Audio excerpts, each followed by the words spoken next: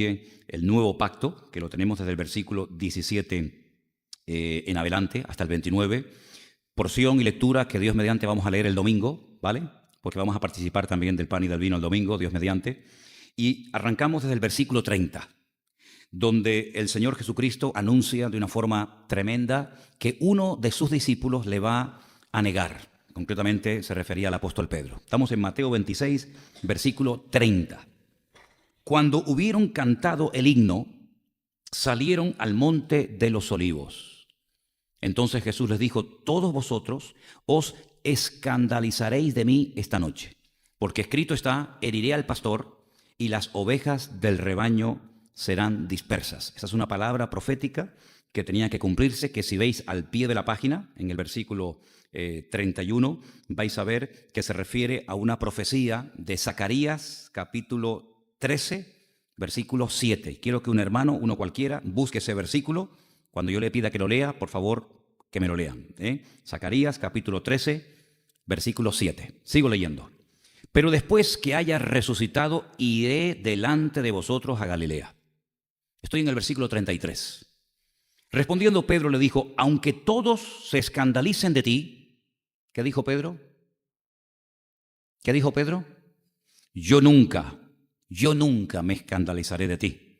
Yo nunca me escandalizaré de ti. En otro evangelio dice que hasta estaba dispuesto a ir a morir con el Señor Jesucristo aquella noche. En fin, Jesús le dijo: de cierto te digo, esta noche, antes que el gallo cante, me negarás 3 veces. Pedro le dijo: aunque me sea necesario morir contigo, no te negaré. No se fía, no le cree a la palabra que el Señor le está diciendo. Todos los discípulos dijeron lo mismo.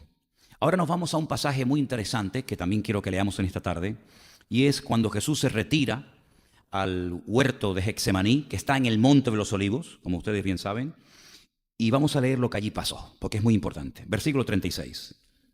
Cuando llegó Jesús con ellos a un lugar que se llama Getsemaní, que es el lugar donde se donde se prensaba la aceituna para extraer el aceite, le dijo a sus discípulos: sentaos aquí, entre tanto que yo voy allí y oro. Y tomando a Pedro y a los 2 hijos de Zebedeo, que sabemos quiénes eran los hijos de Zebedeo, Juan y Santiago, comenzó a entristecerse y a angustiarse en gran manera. Entonces Jesús les dijo: mi alma está muy triste hasta la muerte. Quedaos aquí y velad conmigo. Yendo un poco adelante, se postró sobre su rostro, orando y diciendo: Padre mío, si es posible, pase de mí esta copa, pero no sea como yo quiero, sino como tú. Versículo 40. Vino luego a sus discípulos y los halló durmiendo. Y le dijo a Pedro: ¿así que no habéis podido velar conmigo 1 hora? Velad y orad para que no entréis en tentación. El espíritu a la verdad está dispuesto, pero la carne es débil. Otra vez se fue y oró por segunda vez, diciendo: Padre mío, si no puede pasar de mí esta copa sin que yo la beba, hágase tu voluntad. Vino otra vez y los halló durmiendo, porque los ojos de ellos estaban cargados de sueño. Y dejándolos se fue de nuevo y oró por tercera vez, diciendo las mismas palabras. Entonces vino a sus discípulos y les dijo: dormid ya, descansad, he aquí ha llegado la hora, y el Hijo del Hombre es entregado en manos de pecadores. Levantaos, vamos, ved, se acerca el que me entrega. Qué historias tan interesantes, ¿no? Bueno, pues en estos días, la famosa llamada Semana Santa, tenemos que recordar los cristianos de una forma especial todos estos acontecimientos que cambiaron el rumbo de la historia. Tú y yo no estaríamos en esta noche aquí, el mundo no sería igual si estas cosas no hubieran ocurrido hace 2000 años en un país no tan lejos de aquí, en Israel, sobre todo en la ciudad de Jerusalén, donde todos estos acontecimientos que estamos leyendo se llevaron a cabo en la última semana de la vida de Cristo. En una semana, todos estos tremendos acontecimientos, un montón de profecías se cumplieron en la última semana de Cristo. ¿Alguien encontró el versículo de Zacarías que le pedí que buscarais? ¿Alguien tiene Zacarías capítulo 13, versículo 7? ¿Qué dice?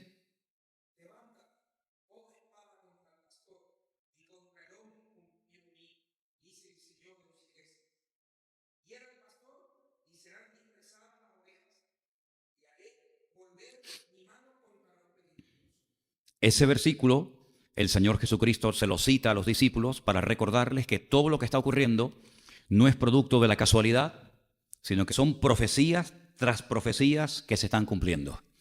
Y la mejor forma de dispersar a los discípulos de Cristo era no causando una división interna en ellos, sino hiriendo al pastor, en este caso al Señor Jesucristo, y como consecuencia todos los discípulos se escandalizarían de él, saldrían huyendo y lo dejarían totalmente solo. Aunque para ellos estas palabras les retumbaban en los oídos y para algunos de ellos, sobre todo para Pedro, no le entraba en la cabeza que los discípulos lo abandonaran y que lo negaran y lo traicionaran, pues esto se cumplió al pie de la letra. Fíjense que entre el anuncio de su muerte y su crucifixión hay acontecimientos en medio que son muy importantes a tener en cuenta. Y uno de ellos es, sin lugar a dudas, el tiempo de oración que pasó en el huerto de Getsemaní.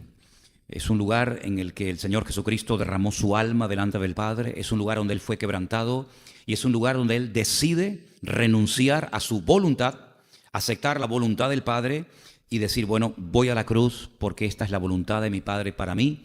Y Él la aceptó con agrado, y aunque todos salieron corriendo, y aunque todos por cobardía, por temor, por miedo se asustaron, el Señor Jesucristo asumió su responsabilidad y Él fue a la cruz porque sabía perfectamente que para eso había nacido y que las Escrituras sí o sí tenían que cumplirse. El alto sentido del deber que tenía el Señor es realmente asombroso.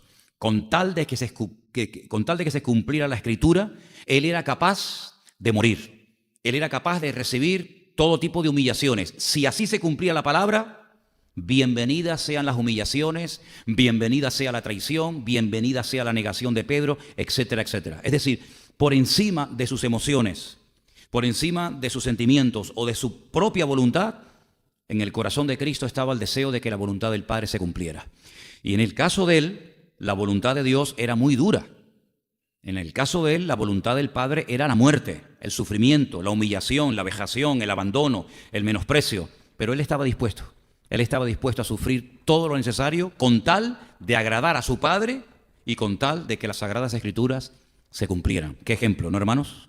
Qué ejemplo tremendo. Vamos a seguir leyendo porque ahora viene el arresto de Jesús. Cuando vienen a aprenderlo, vamos a leer a partir del versículo 47. Seguimos en Mateo 26. Mientras todavía hablaba, vino Judas, uno de los 12, y con él mucha gente con espadas y palos, de parte de los principales sacerdotes y de los ancianos del pueblo. Y el que le entregaba les había dado señal diciendo, al que yo besare, ese es, prendedle. Enseguida se acercó a Jesús y le dijo, salve. Esto es un saludo griego, pero realmente lo que le dijo es, Shalom, la paz sea contigo. Y entonces dice que le besó a su maestro. Jesús le dijo, amigo, ¿a qué vienes? Entonces se acercaron y echaron mano a Jesús y le prendieron. Pero uno de los que estaban con Jesús, sabemos que era Pedro, extendiendo la mano, sacó su espada e hiriendo a un siervo del sumo sacerdote, le quitó la oreja. Qué dolor tremendo, ¿no? Arrancarle de un espadazo la oreja, un corte, tuvo que ser un dolor terrible, un montón de sangre se tuvo que estar derramando. Entonces Jesús le dijo, vuelve tu espada a su lugar, porque todos los que tomen espada, a espada perecerán. ¿Acaso piensas que no puedo ahora orar a mi Padre y que Él no me daría más de 12 legiones de ángeles? Por supuesto que sí. Pero ¿cómo entonces se cumplirían las Escrituras de que es necesario que así se haga? Otra vez volvemos al deber, al sentido altísimo que tenía el Señor acerca de cómo tenían que cumplirse las Escrituras. Es decir, si me tienen que llevar a la cruz para que se cumplan las Escrituras, que me lleven. Si tú me tienes que negar y si tú me tienes que traicionar para que se cumplan las Escrituras, adelante. Es decir, el Señor no iba a ser ningún impedimento, no iba a buscar ningún obstáculo para que las Escrituras no se cumplieran. Yo pienso, y me imagino que todos estamos de acuerdo en esto, que ese sentido del deber, el que se cumpla sí o sí la palabra, debería ser en cada uno de nosotros nuestra mayor prioridad y nuestro mayor anhelo. ¿Sí o no? Que se cumpla la palabra de Dios, aunque sea sufriendo, llorando, muriendo, pero que se cumplan las Escrituras. En aquella hora dijo Jesús a la gente, versículo 55, ¿cómo contra un ladrón habéis salido con espadas y palos para prenderle? Cada día me sentaba con vosotros enseñando en el templo y no me prendisteis. Mas todo esto sucede para que se cumplan otra vez, para que se cumplan las Escrituras de los profetas. Entonces todos los discípulos, dejándole, huyeron. ¿Os dais cuenta cómo lo que él había dicho era verdad? Aunque todos decían, no te vamos a abandonar, yo voy a ir contigo hasta la muerte. Todos los discípulos, dejándole, huyeron. Los que prendieron a Jesús, lo llevaron al sumo sacerdote, a Caifás, donde estaban reunidos los escribas y los ancianos. Pero ahora el evangelista Mateo se centra fundamentalmente en un discípulo, en aquel que había dicho que él no lo iba a abandonar, en aquel que había dicho que él estaba dispuesto, si era necesario, ir a la cruz y morir también con el Señor, en Pedro. Pedro le seguía de lejos. Es un peligro seguir a Cristo de lejos. Espero que aquí entre nosotros en esta tarde no haya nadie que esté siguiendo a Cristo de lejos. Porque es un peligro seguir a Cristo, pero de lejos. Es un peligro y lo vamos a ver. Dice que le seguía de lejos, fue hasta el patio del sumo sacerdote y entrando se sentó con los alguaciles para ver el fin. Es decir, se juntó con malas compañías. Los principales sacerdotes y los ancianos y todo el concilio buscaban falso testimonio contra Jesús para entregarle a la muerte. Y no lo hallaron. Aunque muchos falsos testigos se presentaban. Pero al fin vinieron 2 testigos falsos. Esto es tremendo, ¿no? Yo no sé la excusa o lo que le van a decir estos 2 falsos testigos que dieron un falso testimonio para matar a Cristo el día que tengan que presentarse en el día del juicio delante de su presencia. ¿Qué te parece? No creo que será el mejor día de su vida cuando aquel que entregaron y dando un falso testimonio lo vuelvan a ver y ahora sea él el que los juzgue a ellos. Me imagino que lo van a pasar francamente mal. Ellos dijeron, dijo, puedo derribar el templo de Dios y en 3 días reedificarlo. Y levantándose el sumo sacerdote le dijo, ¿no respondes nada? ¿Qué testifican estos contra ti? Mas Jesús callaba. Ahí se cumple Isaías 53, cuando dice que como oveja fue llevado al matadero y no abrió su boca. Otra palabra más. Entonces Jesús callaba, pero el sumo sacerdote le dijo, te conjuro por el Dios viviente que nos digas si eres el Mesías, el Cristo, el Hijo de Dios. Como si ya no lo supieran. Y Jesús le dijo, tú lo has dicho.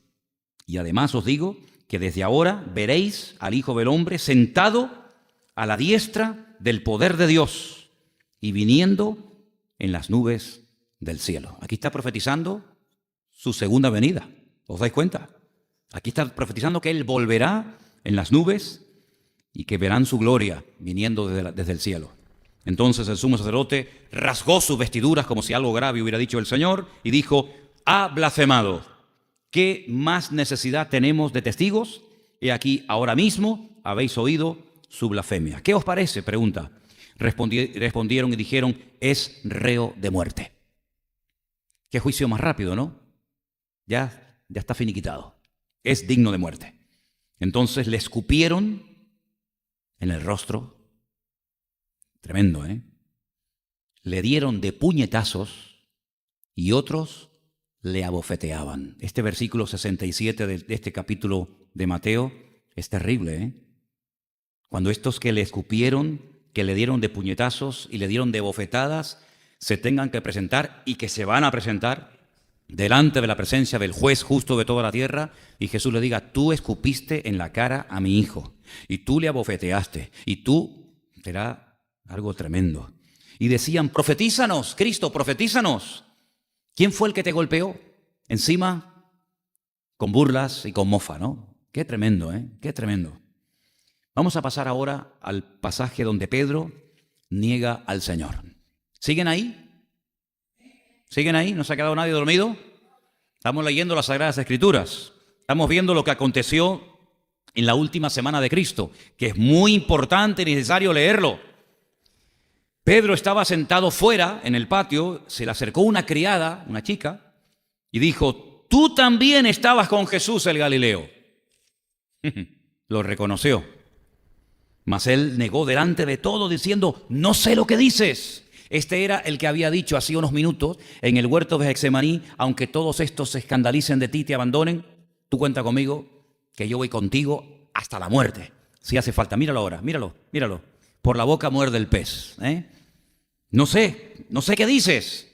Saliendo él a la puerta, le vio otra y le dijo a los que estaban allí: también este estaba con Jesús, el Nazareno. Pero él negó otra vez con juramento, diciendo: no conozco al hombre. Tremendo, que no le conocía. ¿Tú crees que Pedro no conocía al Señor? Mira, si alguien conocía perfectamente al Señor Jesucristo, era Pedro. Era uno de los pocos discípulos que se lo llevó a comer un día a su casa. Él caminó. ¿No caminó Pedro un día por encima de las aguas porque el Señor le dijo: ven? ¿Sí o no? ¿No fue este el que en el monte Tabor vio a Moisés y a Elías hablando con Cristo y le dijo al Señor: Señor, vamos a quedarnos aquí, hagamos una enramada y quedémonos aquí? ¿Sí o no? ¿No fue este el que dice la Biblia que un día le dijo al Señor: Señor, nos vienen a pedir los impuestos, ¿qué hacemos? Y le dijo: vete a pescar y el primer pez que cojas, sácale las monedas de la boca y paga el impuesto, el tuyo y el mío. ¿Sí o no? ¿Cómo que no le conoce? ¿Cómo que no le conoce? Claro que le conoces, pero perfectamente conoces al Señor. Sigo. Estamos en el versículo 73. Un poco después, acercándose los que por allí estaban, le dijeron a Pedro: verdaderamente también tú eres de ellos, porque aún, escuchen, tu manera de hablar te descubre. No lo puede ocultar. Por más que lo niegues, por más que digas que no lo conoces, hasta la forma de hablar te delata, te descubre. El acento que tienes descubre que también andabas con Jesús. Entonces él comenzó, antes era con juramento, ahora dice con maldiciones. Uf, qué fuerte, Ninguna palabra deshonesta salga de vuestra boca, palabras corrompidas, totalmente prohibido. Él comienza a maldecir y a jurar: no le conozco, no conozco a este hombre. Y enseguida cantó el gallo. El gallo estaba ahí esperando, ahí aguantadito, hasta que al final el gallo canta y entonces Pedro se acordó de las palabras de Jesús que le había dicho antes que el gallo cante: me negarás 3 veces. Y saliendo fuera lloró amargamente. Qué poder de convicción tuvo aquel gallo, Qué poder de convicción con aquel canto, ¿no? Lo quebrantó profundamente. Pedro sale fuera y llora amargamente porque se ha dado cuenta de lo que acaba de hacer.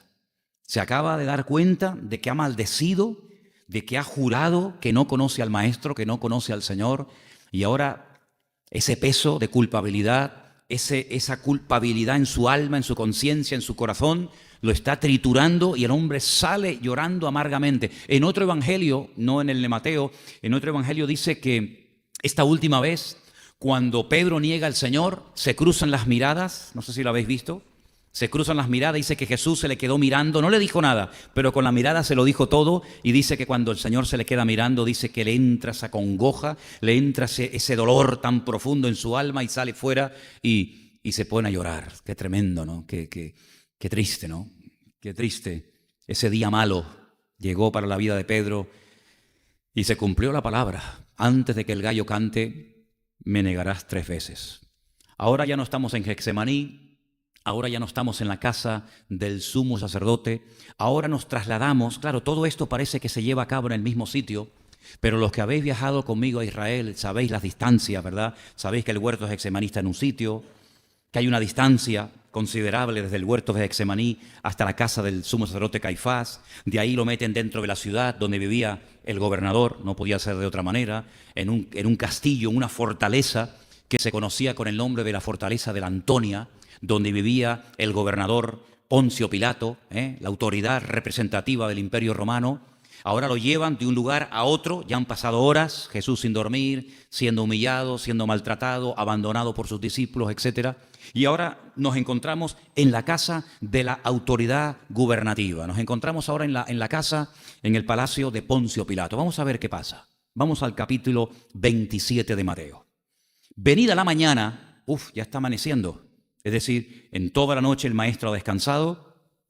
Toda la noche lo han tenido de un lugar para otro. Venida la mañana, todos los principales sacerdotes y los ancianos del pueblo entraron en consejo contra Jesús para entregarle a muerte. Hay un salmo que dice, todos se juntaron, todos se confabularon contra mí, ¿verdad? Rompamos sus ligaduras, que no gobierne sobre nosotros, ¿verdad? Aquí se cumple. Le llevaron atado como si se fuera a escapar y le entregaron a Poncio Pilato, el gobernador. Y dice en el versículo 3, entonces Judas, ahora salta a otro discípulo, el que le había entregado, viendo que era condenado, devolvió arrepentido las 30 piezas de plata a los principales sacerdotes y a los ancianos, diciendo, yo he pecado entregando sangre inocente. Ya es tarde, querido, ya es demasiado tarde. Ellos dijeron, ¿y qué nos importa a nosotros? Allá tú. Arrojando las piezas de plata en el templo, salió, se fue y se ahorcó.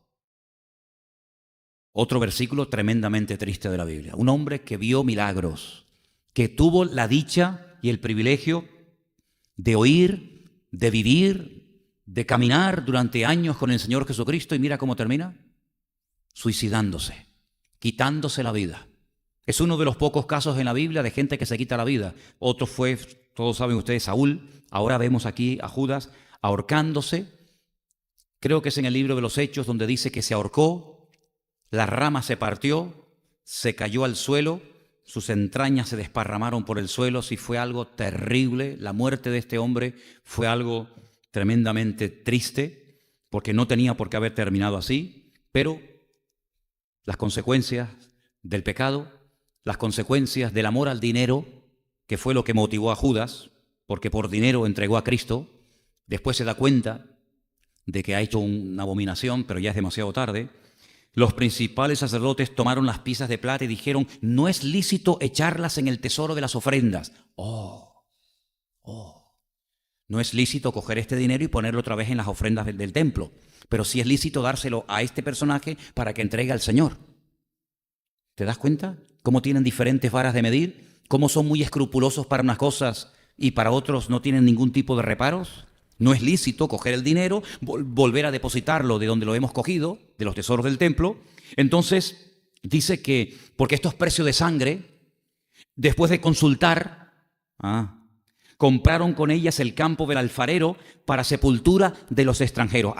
Hicieron una buena obra de caridad. Es decir, este no quiere el dinero, nosotros no podemos volver a depositarlo en la ofrenda del templo, entonces lo que vamos a hacer es comprar un campo para que los extranjeros tengan un lugar donde puedan ser enterrados y así quedamos bien ante la audiencia. El espíritu religioso es terrible, ¿eh? Son capaces de colar el mosquito y tragarse el camello, como dice el Señor Jesucristo en Mateo capítulo 23.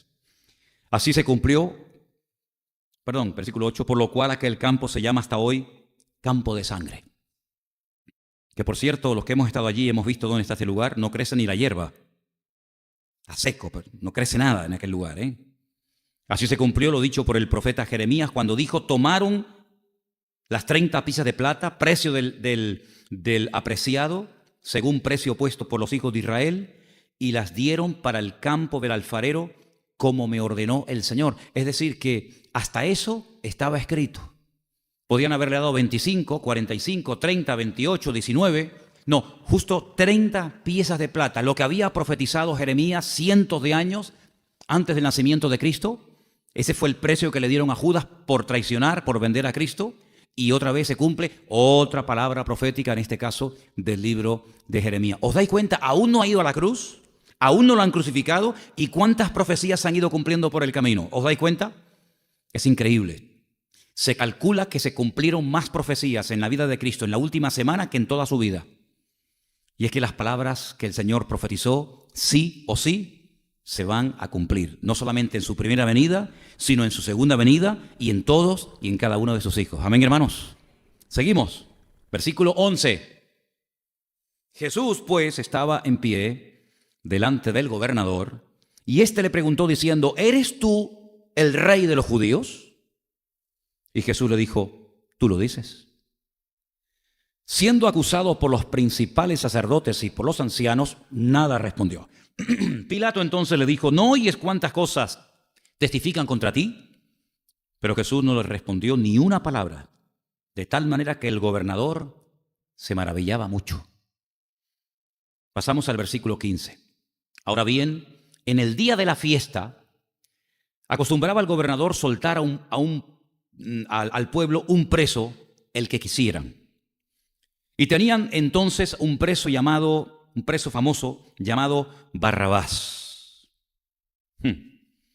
Reunidos pues ellos, les dijo Pilato: ¿a quién queréis que os suelte? ¿A Barrabás o a Jesús llamado el Cristo?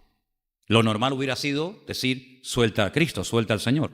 Pues no, porque sabía que por envidia le habían entregado. Estando él sentado en el tribunal, su mujer, escucha, su mujer le mandó a decir: no tengas nada que ver con ese justo, porque hoy he padecido mucho en sueños por causa de él. Yo no sé qué sueños tuvo la mujer de Pilato, pero lo que está bien claro es que el consejo que le dio a su marido como que no le afectó. Dijo: déjalo tranquilo porque he tenido unos sueños que lo he pasado muy mal esta noche. Pero los principales sacerdotes y los ancianos persuadieron a la multitud que pidiesen a Barrabás y que Jesús fuese muerto. Versículo 21. Respondiendo el gobernador les dijo: ¿a cuál de los dos queréis que os suelte? Ellos dijeron: a Barrabás. Pilato les dijo: ¿qué pues haré con Jesús llamado el Cristo? Todos dijeron: que sea crucificado. El gobernador les dijo: pues qué mal ha hecho. Pero ellos gritaban aún más diciendo: sea crucificado.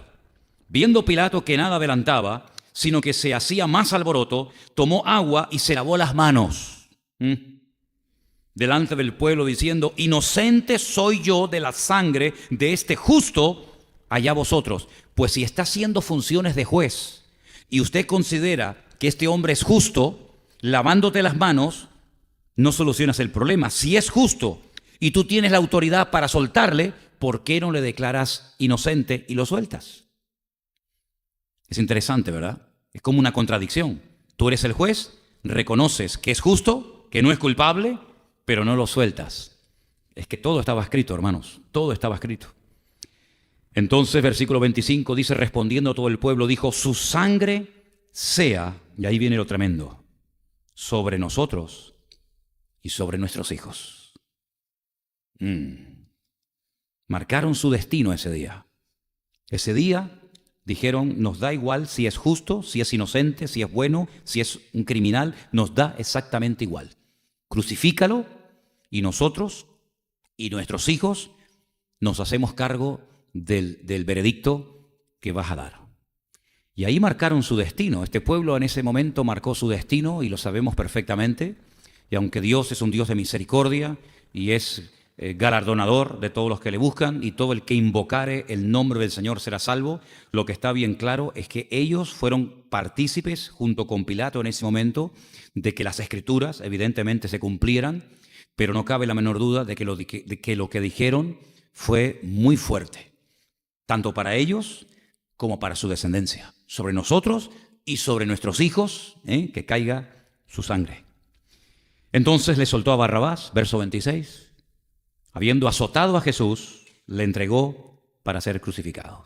Ahora, el látigo romano no era hacerte caricias ni coquillas. El látigo romano, dicen los comentaristas, que terminaba matando a más de uno. Había diferentes tipos de látigos. Unos tenían una especie de púas, otros eran como huesos en la punta, que te terminaban arrancando toda la piel de la espalda a pedazos y se quedaba prácticamente el esqueleto vista. Sí, el látigo romano era de una crueldad tremenda. Pocos lograban sobrevivir a la tortura del látigo romano. Además, con la saña y con la rabia con la que le pegaban a la persona, tenía que ser tremendo. Además, detrás de todo esto hay demonios, está Satanás, que aprovechando la oportunidad se vengaría y le haría hazaña al Señor con toda su fuerza para que lo terminaran moliendo y machacando antes de llegar a la cruz. Pero milagrosamente el Señor logró sobrevivir a este martirio terrorífico del látigo romano, y vemos que incluso le cargan parte de la cruz y la sube hasta el monte de la calavera, y realmente la fortaleza física de Cristo en esos momentos realmente es tremenda, ¿no? Nos deja con la boca abierta, pero la cantidad de sangre, lo débil que tenía que sentirse el Señor durante ese proceso de martirio, tuvo que ser realmente algo tremendo. No somos conscientes de lo que tuvo que padecer el Señor por nosotros. Entonces los soldados del gobernador llevaron a Jesús al pretorio y reunieron alrededor de él a toda la compañía, y desnudándole, impresionante, ¿no? Desnudándole, le echaron encima, después de la paliza, después del látigo, lo desnudan, lo cubren con un manto de escarlata. Eso quiere decir que automáticamente ese manto quedó pegado, impregnado, ¿vale? Y bueno, y pusieron sobre su cabeza una corona tejida de espinas y una caña en su mano derecha, e hincando la rodilla delante de él le escarnecían diciendo: salve, Rey de los judíos. La escena es dantesca, la escena es realmente impresionante. Y escupiéndole otra vez, tomaban la caña y le golpeaban la cabeza, donde estaban las espinas, que con cada golpe le clavarían esas espinas dentro de la cabeza. El dolor, la tortura sería tremendo. Después de haberle escarnecido, le quitaron el manto. Es decir, que si le quedaba todavía algún trocito de piel en la espalda, al arrancarle el manto se lo terminarían de arrancar. Era una llaga, carne viva, de arriba abajo. Le pusieron sus vestidos y le llevaron para crucificarle. Así que, aunque esto nos parezca terrible, la noche sin dormir, los puñetazos, los escupitajos, el látigo, etcétera, etcétera, aún hay más. Si no se termina todo aquí, no le dijeron, bueno, ya te puedes ir, sino que ahora viene la peor tortura que el hombre ha inventado, que es la muerte por crucifixión. Una muerte lenta, no solamente humillante, sino tremendamente dolorosa, donde dicen los expertos, los que han estudiado los efectos de la crucifixión, que finalmente el hombre ya no podía respirar, se terminaba incluso produciéndose una especie de infarto, se encharcaban de sangre los pulmones, todos los huesos del cuerpo se te descoyuntaban, etcétera, etcétera, etcétera. Todo una cosa realmente tremenda, ¿no? Quiero que leamos el relato de la crucifixión. Cuando salían, llamaron a un hombre de Cirene que se llamaba Simón, y a este le obligaron que llevase la cruz. Y cuando llegaron a un lugar llamado Gólgota, que significa el lugar de la calavera, hay varias palabras en el Nuevo Testamento para hablar del mismo lugar. Gólgota, calavera, calvario, es lo mismo. Pasa que unas veces se habla en griego, otras veces se habla en arameo, otras veces se habla, ¿verdad?, en hebreo, pero realmente es el mismo lugar. Gólgota, Calvario es el lugar de la calavera, es el mismo lugar. Le dieron a beber vinagre mezclado con hiel, pero después de haberlo probado, no quiso beberlo. Cuando lo hubieron crucificado, repartieron entre sí sus vestidos, echando suertes. Otra vez dice Mateo, para que se cumpliese lo dicho por el profeta, partieron entre sí mis vestidos y sobre mi ropa echaron suertes. Y esa profecía que hemos leído en el versículo 35, la podemos encontrar en el Salmo 22. Si tienen tiempo esta noche, léanse con detenimiento el Salmo 22, que es un capítulo totalmente mesiánico, un capítulo que describe los sufrimientos que estamos leyendo esta tarde despacito en el Evangelio de Mateo. Salmo 22 es todo el martirio de Cristo, incluido el que lo quitaran las ropas y echaran suerte sobre su ropa. Otra profecía más cumplida. Pusieron sobre su cabeza su causa escrita: este es Jesús, el Rey de los judíos. Entonces crucificaron con él a dos ladrones, uno a la derecha y otro a la izquierda. Es interesante que no hay un solo detalle en la Biblia que sobre, todo tiene una razón de ser, todo tiene una explicación. Cuando dice que pusieron a uno a su derecha y a otro a su izquierda, no es para rellenar el argumento, no es para rellenar el relato, sino es para destacar el hecho de que a él lo pusieron en el centro. Es decir, podían haber crucificado ese día a 200 o a 300 o a miles, que no era la primera vez ni la última que lo hacían los romanos. Pero ese día, concretamente, solamente crucificaron a 3. y a él lo ponen en el centro. Eso significa de que de los tres que estaban allí, al que ponían en el centro era al que consideraban el más culpable de los tres. Los tres iban a morir crucificados, ¿vale? Esto estaba bien claro. Pero los romanos tenían la costumbre de poner siempre en el centro, como para atraer las miradas, al que ellos consideraban que era el más culpable, por así decirlo, el cabecilla de todos, ¿no? Y por eso destaca la Biblia que él estaba en el centro y uno a la derecha y otro a la izquierda, ¿vale? Los que pasaban le injuriaban meneando la cabeza y diciendo: tú que derribas el templo. Mira cómo se acuerdan de lo que predicaba, cómo se acuerdan de las palabras que decía. Y en 3 días lo reedificas, sálvate a ti mismo. Si eres el Hijo de Dios, desciende de la cruz. Claro que era el Hijo de Dios, por supuesto que lo era. El mismo Padre, el día que fue bautizado en el río Jordán, ¿os acordáis? Se oyó, después de muchísimo tiempo, la voz audible de Dios, diciendo: este es mi Hijo amado. ¿Os acordáis? Claro que es el Hijo de Dios.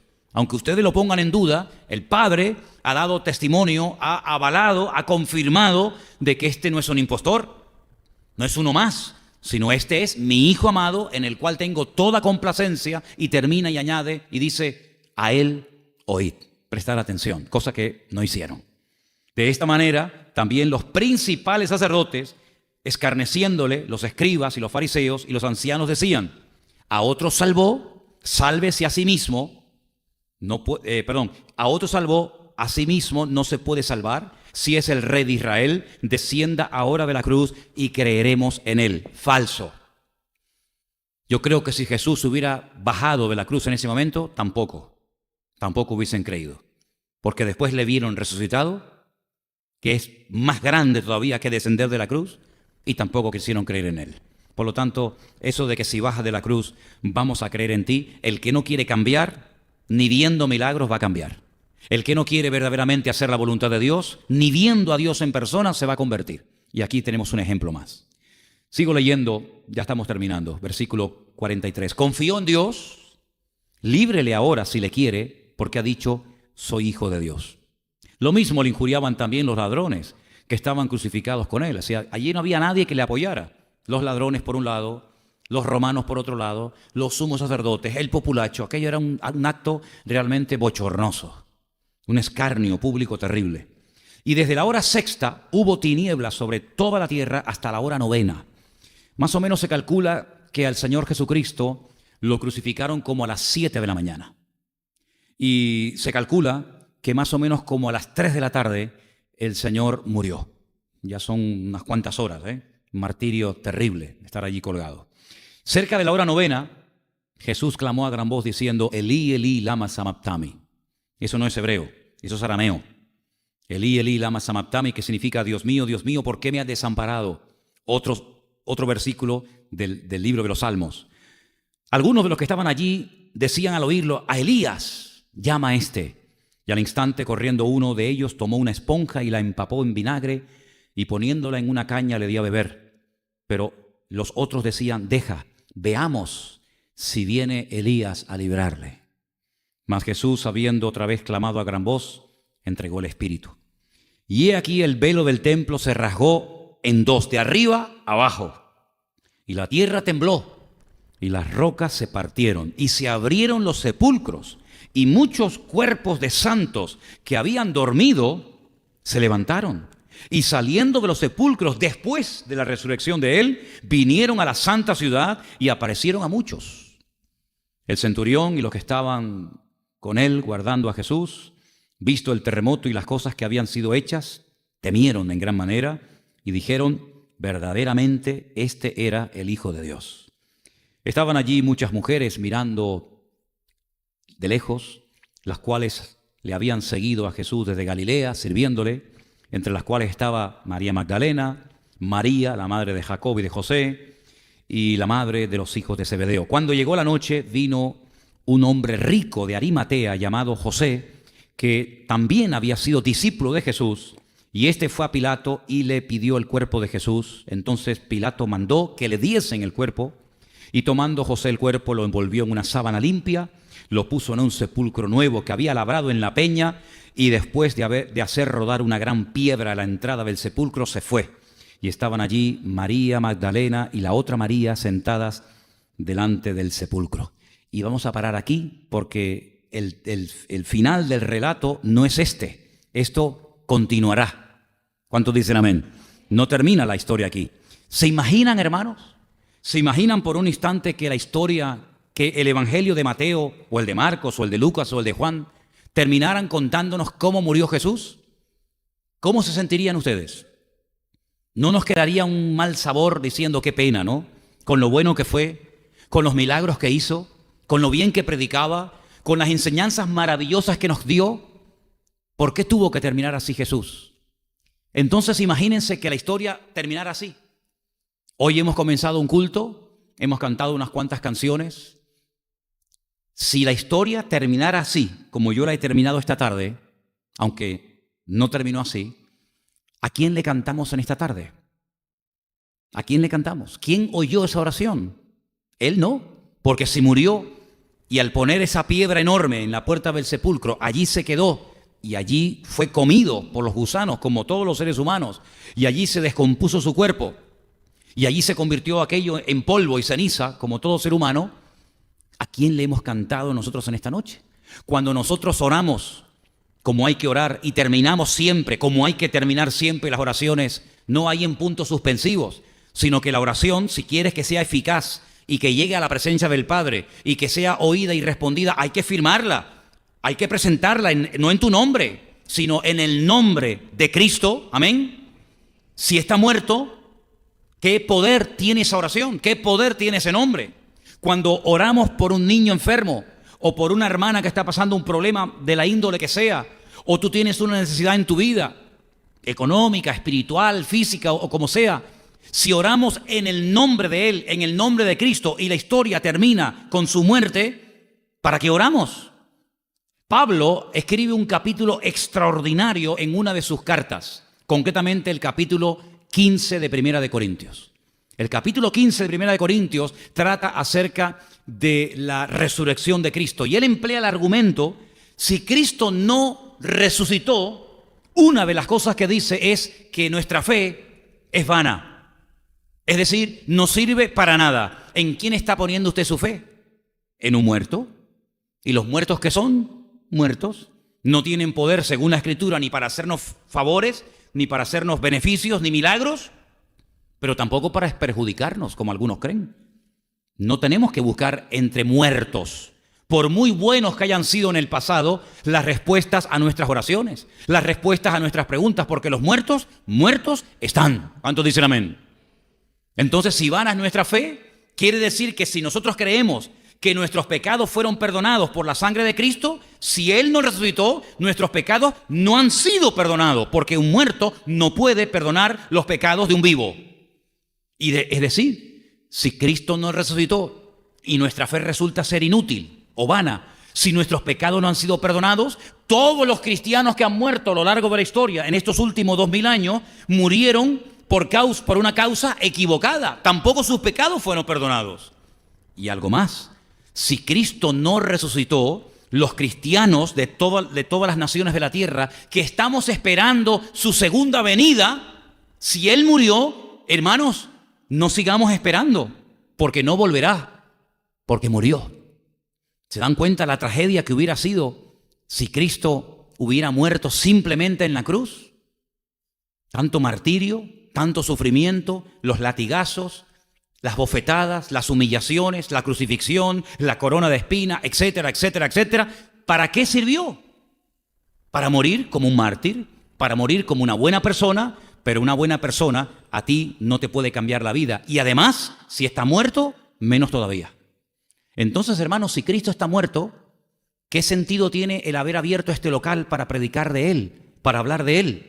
No tiene ningún sentido. Alquilar un local para hablar de un muerto, sinceramente, desde mi punto de vista, es ridículo, es absurdo. Ustedes dirán, pero en muchos lugares se habla de muertos.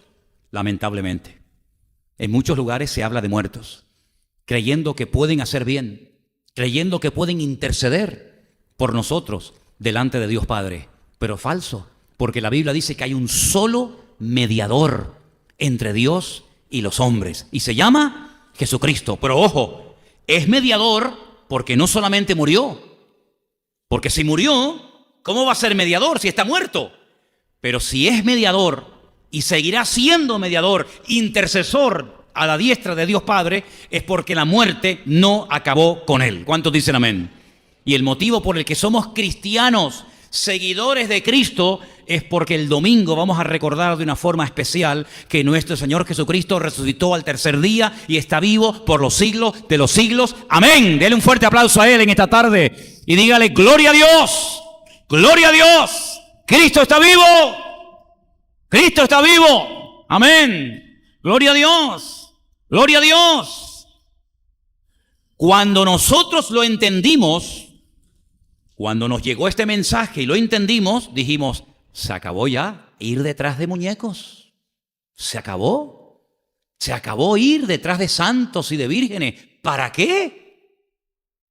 No, es que este santo representa a María. Pero si María murió, y Pablo murió, y Pedro murió, y Santiago murió. Y como les dije en uno de los viajes que hicimos a Israel, nos llevamos una sorpresa, un poco en plan de broma, cuando llegamos al barrio armenio, que Tatiana lo conoce muy bien porque tiene allí buenas amistades, y en el barrio armenio nos dicen que en la iglesia de los Santiagos, como se conoce, resulta que tienen la cabeza de Santiago. Y en España, en la Catedral de Santiago de Compostela, tienen el cuerpo. Y sabemos que un cuerpo sin cabeza no sirve de nada. Y aunque tuviera la cabeza, tampoco sirve de nada, porque los muertos nada pueden hacer, ni daño ni beneficio, ni maldición ni bendición. Pero el único que puede responder a nuestras oraciones es el que nos oye. ¿Y por qué nos oye? Porque está vivo. ¿Por qué nos conoce? Porque está vivo. ¿Por qué dice: estaré contigo todos los días hasta el fin del mundo? Porque está vivo. ¿Por qué dice: me voy y rogaré al Padre para que envíe el Consolador, para que esté con vosotros para siempre? Porque está vivo. ¿Por qué Esteban, cuando estaba siendo apedreado, ese mensaje de despedida que es una maravilla, una joya, ese resumen espectacular de toda la historia del Antiguo Testamento, y termina diciendo: duros de servir, así como vuestros antepasados, así sois vosotros? Siempre resistiendo al Espíritu, siempre llevándole la contraria a Dios. Y dice la Biblia, dice que dijo: veo al Hijo de Dios sentado a la diestra de Dios Padre, y se taparon los oídos, se rasgaron las vestiduras porque no soportaban aquella palabra y lo terminaron matando a pedradas. ¿Por qué lo vio sentado a la diestra de Dios Padre y no lo vio en el sepulcro? Porque está vivo y porque ha resucitado. ¿Y por qué dice la Biblia que todo ojo le verá y toda rodilla se doblará y toda lengua confesará que Cristo es el Señor, para la gloria de Dios Padre? Porque está vivo, ha resucitado y volverá otra vez. Así que nosotros no tenemos una fe ciega. No tenemos una fe vana, no tenemos una fe absurda y ridícula. Tenemos una fe viva en un Dios vivo que cumplió todas las Escrituras a la perfección. Mire, hermano, si usted tiene tiempo, de hecho no hace falta que se moleste mucho, porque ya hay Biblias que se lo dan hecho. Hay muchas Biblias, a lo mejor algunos de ustedes tienen alguna, que al final de la Biblia, saben que hay Biblias que al final tienen la concordancia, un montón de estudios, mapas, etcétera, etcétera. Bueno, hay muchas Biblias. Si no me equivoco, creo que esta también lo tiene. Al final pone profecías del Antiguo Testamento cumplidas en Cristo. ¿Sabéis de lo que estoy hablando, verdad?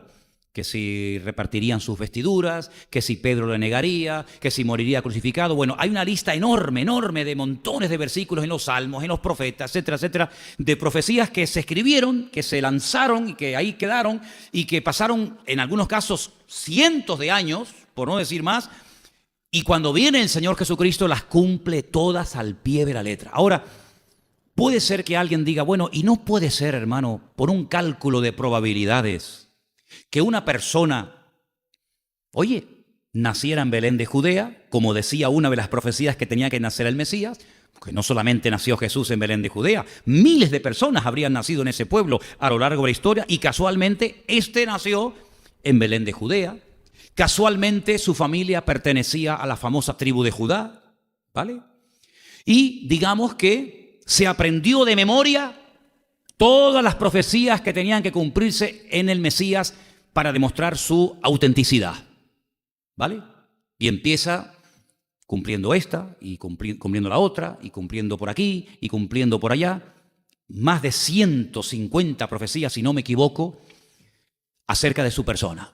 Y va cumpliendo una detrás de otra, una detrás de otra, una detrás de otra, convenciendo, ¿verdad? Dándole credibilidad a su ministerio de que verdaderamente Él es el Mesías. Bueno, supongamos que sean 150 profecías, ¿vale?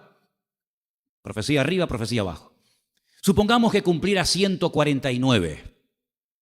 Bien. Quedaban algunas profecías, sobre todo la principal, que tenía que ver con algo que un muerto no puede hacer. Y es resucitarse a sí mismo. Volver a la vida. Cómo entregándole el Espíritu al Padre, cómo dejándose quitar las vestiduras, cómo dejándose crucificar, etcétera, etcétera, etcétera. Lo van a meter en un sepulcro y un impostor va a ser capaz de resucitar al tercer día. Totalmente imposible. Totalmente imposible. Por lo tanto, hermanos, la fe del cristiano está a prueba de bombas. No somos 4 atontados, no somos 4 locos que nos han comido la cabeza y que nos han dicho que esta es la verdad y que no puede ser demostrada ni comprobada, nada más lejos de la realidad. El cristianismo, la palabra de Dios, y sé lo que digo, y desafío a cualquiera que me oye y me ve, está totalmente a prueba de bombas. Nada ha sido casualidad. Todo ha sido un fiel cumplimiento del diseño profético de Dios. Cosas que estaban escritas por personas que nunca jamás en la vida vieron a Cristo en persona, se cumplieron literalmente en su persona. Su muerte, su resurrección, sus palabras, su ministerio, su lugar de nacimiento, su lugar de sepultura, cómo sería sepultado, todo absolutamente estaba escrito. No había lugar a la improvisación, no había lugar al más mínimo error. De hecho, el más mínimo error hubiera totalmente desacreditado su ministerio. Incluso él llegó a decir cosas tremendas como: lo que yo hablo no lo hablo porque quiero hablarlo. Lo que yo hago no lo hago porque me da la gana de hacerlo. No. Todo lo que hago está ceñido 100% a la voluntad de mi Padre. Todo lo que digo, todo lo que enseño, todo lo que comparto, todo eso está previamente establecido entre mi Padre y yo, y lo que hago, lo hablo porque el Padre quiere que lo hable. Y lo que hago, lo hago para dar testimonio de que el Padre está conmigo. Es decir, no fue una vida de una constante improvisación, donde ahora que hago, vamos a Galilea, a Samaria, a Capernaum, vamos a Galilea. Todo estaba diseñado por el Padre. Pero yo quiero concluir en esta tarde diciendo algo. Miren, hermanos, si Cristo es nuestro ejemplo en todo, y quiero preguntar para ver por qué camino tiro, ¿Cristo es o no es nuestro ejemplo en todo? ¿Estáis de acuerdo que Cristo es nuestro ejemplo en todo? Ok, entonces ahora voy a ir por este camino. Si no, tendría que ir por otro camino. Si Cristo es nuestro ejemplo en todo, y su vida estaba diseñada desde que se levantaba hasta que se acostaba, y no había lugar al error, ni a la improvisación, ni al deseo de decir: oye, que hoy tengo yo ganas de hacer esto, y ya está, y oye, me apetece, me apetece. Sino que llegó incluso a decir: no se haga mi voluntad. Luego la tenía, sino la tuya. Aquí hay 2 voluntades, la tuya y la mía. Y yo te pido que en este momento, si hay alguna posibilidad de que no se haga tu voluntad, pues oye, pero que no se haga la mía, sino que se haga la tuya. Y lo pide en varias ocasiones. Es decir, si la vida de Cristo, todos sus pensamientos, sus palabras, sus movimientos, sus acciones, su levantarse, su acostarse, todo estaba coordinado, estaba diseñado por el Padre, yo pregunto, y ahora voy a dar un versículo que va a avalar lo que voy a decir: ¿no creen ustedes que el Señor Jesucristo también ya tiene organizada nuestras vidas? Yo lo creo. Y Pablo dice, y saben que es un autor muy profundo, que Pedro decía que a veces dice cosas tan difíciles de entender que los inconversos, los indoctos tuercen para su perdición. Pero Pablo dijo algo que es muy fácil de entender, ya vais a ver. Dice que él preparó las buenas obras en las cuales debemos de andar y ejecutar desde antes de la fundación del mundo, para todos y para cada uno de sus hijos. Eso quiere decir que cuando termine la carrera, tal vez ahora no somos conscientes, porque estamos en el día a día, pero cuando termine nuestra vida, dentro del tiempo que Dios lo tenga establecido, nos vamos a dar cuenta de que aquello no fue casualidad. de que aquella persona a la que le testifiqué o conocí o le prediqué o no sé qué o no sé cuánto, todo entraba dentro del plan de Dios. Pero hay un factor de riesgo y lo tengo que convertir. Y es nuestra voluntad. Así como Cristo tenía su propia voluntad, que la sometió voluntaria y libremente al Padre, creo que nosotros tenemos ese factor de riesgo y es que nuestra voluntad no se anuló el día que nos convertimos. ¿O sí? No, Señor. Nuestra voluntad sigue ahí y tenemos la capacidad de tomar decisiones y tenemos la capacidad de equivocarnos, como también de acertar haciendo la voluntad de Dios. ¿No piensan ustedes que para que se cumplieran, y mira que hemos leído esta tarde, y para que se cumpliera la Escritura, y para que se cumpliera la Escritura, lo hemos leído un montón de veces, ¿sí o no? ¿No piensan ustedes que lo mejor para que se cumpla la Escritura en nosotros, para que se cumpla el diseño y el plan de Dios en mi vida, ¿no creen ustedes que lo mejor sería imitarlo a Él como hizo en el jardín de Getsemaní y decir, Señor, mira, ¿sabes qué? Para no equivocarme, para no meter la pata y aprender a base de palos, lo que voy a hacer es lo que tú hiciste.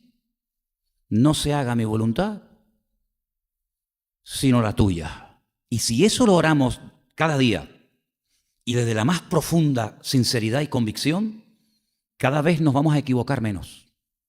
Y vamos a darnos cuenta de que la vida lleva otros derroteros. Y nos vamos a dar cuenta de que a veces no perdemos tanto el tiempo con ilusiones o con cosas o con lugares o con historias que no entran dentro del plan de Dios. Pero cuando hay esa lucha, ¿no? esa línea entre mi voluntad y la de Dios, a veces se hace la mía, a veces se hace la de Dios, a veces un poco de la de Dios y un poco de la mía, y esa no es la voluntad del Padre. Yo creo que así como el Padre tenía una voluntad para el Hijo, tú vas a morir con 33 años, no con 40, no con 28, no de un tiro, no de un disparo, sino tú vas a morir en una cruz. Y a ti te van a abandonar tus discípulos. Y a ti yo voy a querer que nazcas en Belén de Judea. Es decir, así como el Padre tenía todo estipulado y ordenado para el Hijo, nosotros ahora como hijos de Dios, yo creo que tenemos que descubrir el diseño de Dios para nuestra vida y dejarnos llevar por el Espíritu de Dios. Ahora yo pregunto una cosa. ¿Pilato quién era? Un pagano. Pilato no era un judío, ¿sí o no? ¿Pilato de dónde era? Era un romano, era un pagano. Seguramente adoraba a Júpiter, a Mercurio, a Venus, a Afrodita. Era un pagano. Pero era la autoridad. Era la autoridad en Israel. ¿Y quién podía firmar la sentencia de muerte de Cristo? Poncio Pilato. Luego, hay que ir a Poncio Pilato para que él me condene a muerte. Por eso Cristo no podía haber nacido en el tiempo de los griegos, porque en el tiempo de los griegos, de Antíoco Epifanes, de Casandro, de Seleuco, de Ptolomeo, de Casandro, de Alejandro el Grande, no existía la crucifixión. Por eso Cristo no pudo haber nacido en la época de los babilónicos, porque aquella gente empalaba a la gente, pero no los crucificaba. ¿Os dais cuenta cómo todo fue diseñado desde antes de la fundación del mundo? ¿Y os dais cuenta cómo fue necesario un Pilato? Claro que fue necesario que naciera un Pilato. Y aunque suene fuerte, fue necesario que hubiera un Judas en el equipo de Cristo. Y fue necesario un Anás y un Caifás. Y fue necesario un José de Arimatea. Y fue necesario todos y cada uno de los personajes que se le fueron presentando en la vida de Cristo. Luego nosotros hoy en día, 2000 años después, tenemos que darnos cuenta de que Dios va a poner en nuestro camino personas creyentes, personas inconversas, personas con autoridad espiritual, personas con autoridad política, distintos personajes que van a hacer que el cumplimiento de Dios para nuestra vida se haga realidad. ¿O quién sacó a José de la cárcel? Y no me estoy yendo del tema. ¿Quién sacó a José de la cárcel? ¿Dios? ¿Directamente? Hombre, vamos a ver, sabemos que lo sacó el Señor. ¿Pero quién sacó a José de la cárcel? El faraón de Egipto. Ay, amigo. Luego hizo falta un faraón para que lo sacara de la cárcel, como hizo falta un Pilato, como hicieron falta muchos personajes a lo largo de la historia, como esas piezas del ajedrez que todas son necesarias. Cuando empiezas una partida, ¿cuál es la más importante? La reina, el peón, el alfil, el caballo, todas las piezas son importantes. Y todo en nuestra vida, hermanos, desde que hemos conocido al Señor, si nos acoplamos a la voluntad de Dios, y acatamos su voluntad, cualquiera que sea, el Señor todo lo va a tener bajo su control. ¿Cuántos dicen amén?